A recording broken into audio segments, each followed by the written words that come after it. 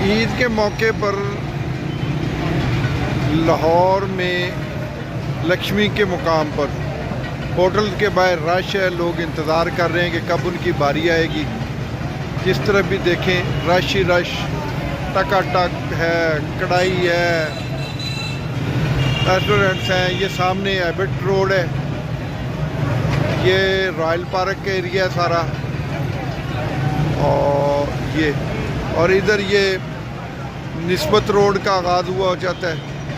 और ये जनाब जी लक्ष्मी चौक वाली पुरानी बिल्डिंग जिसकी नाम से लक्ष्मी बिल्डिंग मशहूर थी, ये वो बिल्डिंग है। तो वो परली तरफ न्यू एज वाली बिल्डिंग, ये पूरा एरिया इस वक्त अपने खानों की वजह से मशहूर है। और यहाँ लोग लाइनों में बैठे इंतज़ार कर रहे हैं कि कब खाने की बारी आएगी।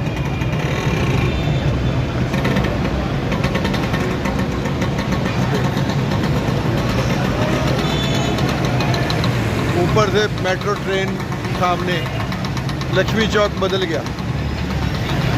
पुराना लक्ष्मी चौक की शान ही अपनी थी, अब मेट्रो ट्रेन की वजह से उस तरह लुक नहीं नज़र आती, लेकिन फिर भी उसके बावजूद बहुत खूबसूरत हसल बसल रश। इसे कहते हैं लाहौर, जो अपने खाबों के लिए मशहूर है। लाहौरी खाबे जिंदाबाद। आओ तुसी भी ते मज़े लवो।